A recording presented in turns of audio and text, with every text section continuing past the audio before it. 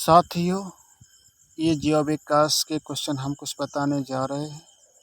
सबसे पहले आप चैनल को सब्सक्राइब कर लें, क्योंकि हम आपको यूपी बोर्ड परीक्षा के पहले 15 दिन पहले कुछ साइंस से संबंधित ऐसे प्रश्न बताएंगे जो आपके 100% पेपर में फंसेंगे। इसलिए आप सब्सक्राइब ज़रूर कर लें। तो क्वेश्चन की तरफ चलते हैं।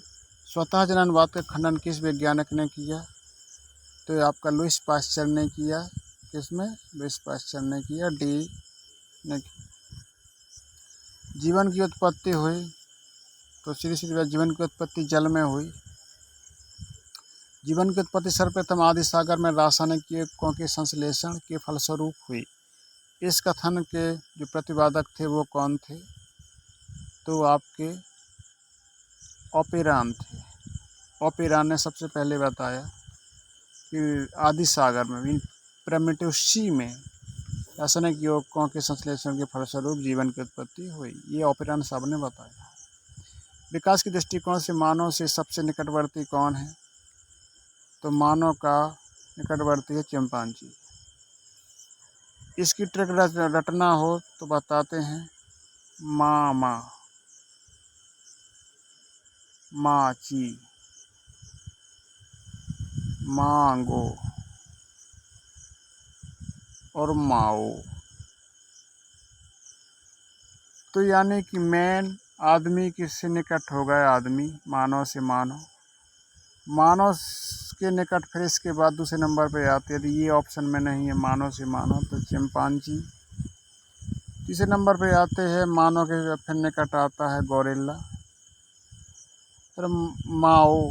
फिर चौथे नंबर पे आता है मानव के पास ओरिंगटन। तो सबसे नज़दीक है माची यानी चिंपांजी, फिर गोरिल्ला, फिर ओरिंगटन, जिसमें चिंपांजी उत्तर होगा। स्टैनली मिलर ने किस यौगिक का संश्लेषण किया? तो अमीनो अम्ल का संश्लेषण किया इन्होंने, अपना प्रयोग किया था इन्होंने, उसमें स्टैनली मिलर ने अमीनो अम्ल का संश्लेषण हुआ उससे पहले। ओपेरान के अनुसार प्रथम यौगिक थे, तो ओपेरान के अनुसार मीथेन, अमोनिया और जल जो उत्पन्न हुए सबसे पहले वो भी थे। रासायनिक विकास किस चरण में न्यूक्लिक अम्ल का निर्माण हुआ? तो रासायनिक विकास के किस चरण में? तो रासायनिक विकास के 5वें चरण में इसका विकास हुआ।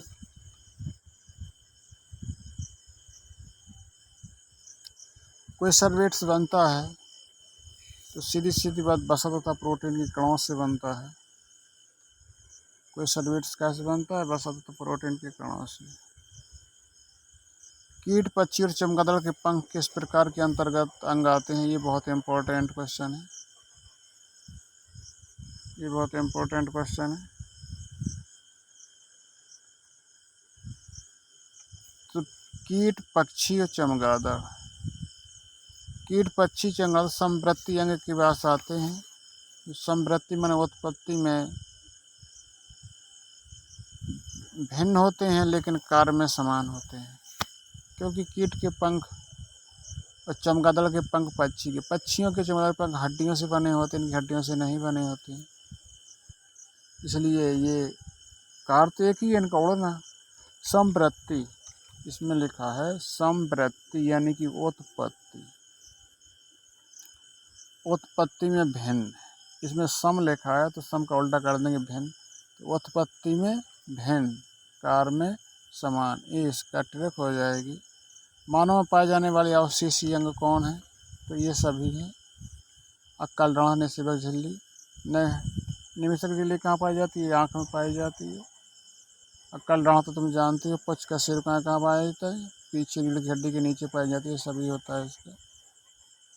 मनुष्य में 100 से अधिक अवशेषीय अंग पाए जाते हैं।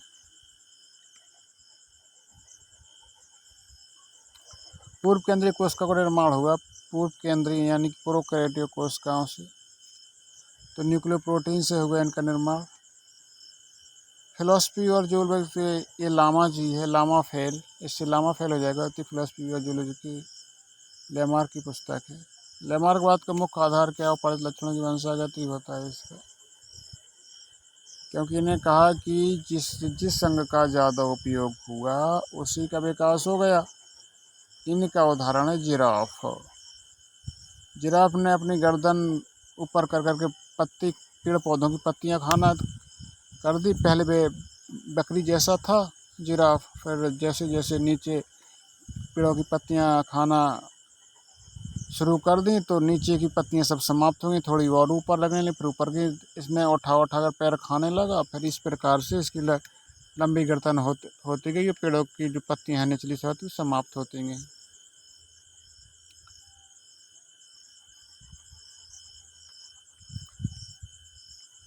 चूहों की पूंछ काटने संबंधी प्रयोग किसने किया? तो बस अगस्त बीजमान ने किया। चूहों को कई पीढ़ियों तक पूंछ काटा, लेकिन फिर भी कभी बिना पूंछ काटा जो था वो चूहा पैदा नहीं हुआ। ये बीजमान का प्रयोग था।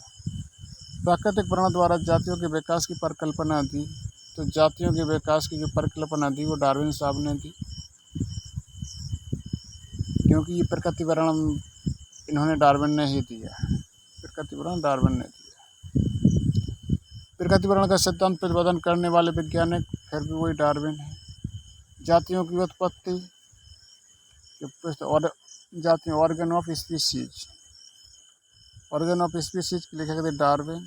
योग्यतम की उत्तरजीविता, तो ये आपकी जैविकता से संबंधित है। योग्यतम की उत्तरजीविता। हर्बर्ट सस्पेंसर ने कौन सा सिद्धांत प्रतिपादित किया? तो हर्बर्ट सस्पेंसर ने योग्यतम की उत्तरजीविता। हर्बर्ट सस्पेंसर ने योग की उत्तरजीविता सिद्धांत दिया। डार्विन की सबसे बड़ी कमी क्या थी? तो डार्विन की सबसे बड़ी उत्पत्ति क्या थी? विभिन्नताओं के कारण की व्याख्या न होना, क्योंकि भिन्नताओं की व्याख्या नहीं की। ये तो किस्मत वाले ठहरे जो मटर के पौधे पर इनने, वो मेंडल थे, डार्विन साहब। भिन्नताओं की व्याख्या नहीं की इनने।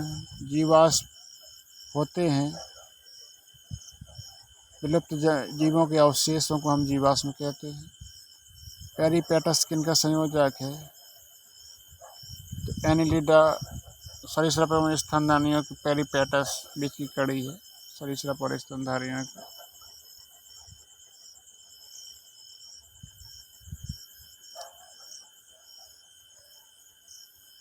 आधुनिक मानव का वैज्ञानिक नाम है? तो होमो सेपियंस। सेपियंस से नाम। इस प्रकार से जब विकास के क्वेश्चन खत्म हो गए।